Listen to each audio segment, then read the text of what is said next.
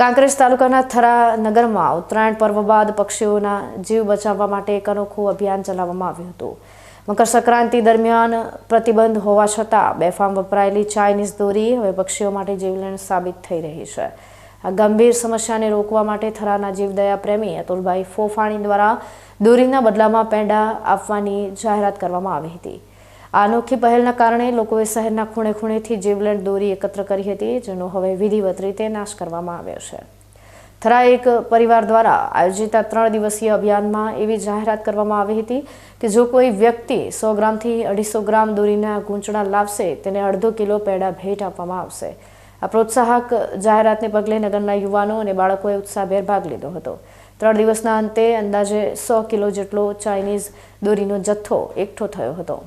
આ એકત્રિત કરાયેલી દોરીને અતુલભાઈ ફોફાણી, ખાનુભા વાઘેલા અને પૂર્વ કોર્પોરેટર વિજયભાઈ સહિતના અગ્રણીઓની હાજરીમાં જાહેર સ્થળે સળગાવીને નાશ કરવામાં આવ્યો હતો। ખરેખર એક ઉત્તરાયણનો તહેવાર ખૂબ જ લોકપ્રિય છે, પણ એની અંદર ખૂબ જાનહાનિ થતી હોય છે। ક્યારેક આપણા નાના બાળકો યા મોટા કે પશુ પક્ષી ખૂબ જ આ રીતના ઘવાય છે। ખરેખર ચાઇના દોરીનો પ્રતિબંધ સરકારે મૂકેલો છે, પણ એનો અમલ થતો નથી।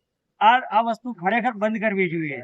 જે દોરી સામાન્ય જે દોરામાંથી બને છે એ દોરીથી ઉપયોગ કરવો જોઈએ। આ ચાઇના દોરીનો કંપની સદન એનો ઉપયોગ બંધ કરવો જોઈએ। આ નાના નાના ભૂલકાઓ ખરેખર આવી રીતે ક્યારેક બાઇક ઉપર, ક્યારેક એક્ટિવા ઉપર, ક્યારેક એમનેમાં પણ અટવાઈ જતા હોય છે અને ખૂબ જ આનો ભોગ બનતા હોય છે।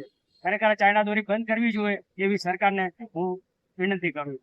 એક આની અંદર આપણે મેં એવી સ્કીમ એવી મૂકી કે 50 ગ્રામ કે 100 ગ્રામ કે 250 ગ્રામ દોરી ગૂંચરું કરીને ગમે તે લાવે, જે ઉત્તરાયણ પત્યા પછી તો એ દોરી ક્યાંય બીજા કોઈને ન નડે એ માટે કરીને પ્રેરણા કરી હતી કે સોશિયલ મીડિયાની અંદર કે 250 ગ્રામ કે 200 ગ્રામ દોરી લાવો અને 500 ગ્રામ પેડાનું ઇનામ લઈ જાઓ।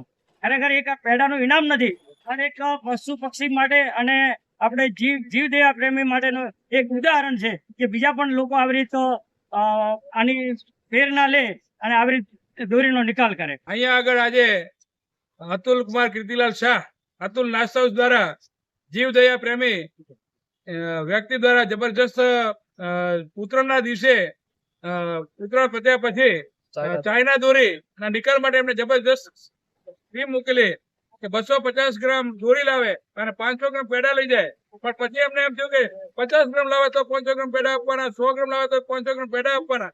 અહીંયા આગળ જે જીવદયા કબૂતર કે પશુ પંખી ને તકલીફ પડે એના માટે અહીંયા ચાઇના દોરીનો નિકાલ કરવામાં આવેલ। ખરેખર અતુલભાઈ શાહ અને એમના પરિવારને ખૂબ ખૂબ અભિનંદન, વંદન અહીંયા ઐતિહાસિક કામ કરવા બદલ।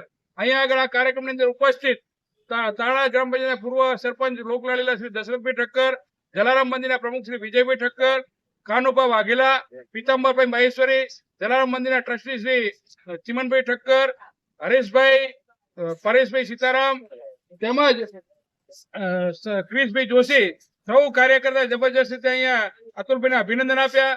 અતુલભાઈ જબરજસ્ત ઐતિહાસિક સેવાનું કામ કર્યું છે અને ખરેખર આ ગામમાં આનો આખી પ્રેરણા લઈને આખા ભારતભરમાં આવું થવું જોઈએ। તંત્રની નિષ્ક્રિયતા વચ્ચે જ્યારે આવી સામાજિક સંસ્થાઓ અને વ્યક્તિઓ આગળ આવે છે ત્યારે જ ખરા અર્થમાં જીવદયાનું કાર્ય સફળ થાય છે। થરાના જીવદયા પ્રેમીઓએ આ પ્રવૃત્તિ દ્વારા સંદેશ આપ્યો છે કે જો ઈચ્છા શક્તિ હોય તો સમાજમાં બદલાવ લાવી શકાય છે। આ અભિયાનની સફળતા બાદ હવે અન્ય વિસ્તારોમાં પણ આવી જાગૃતિ આવે તે જરૂરી છે।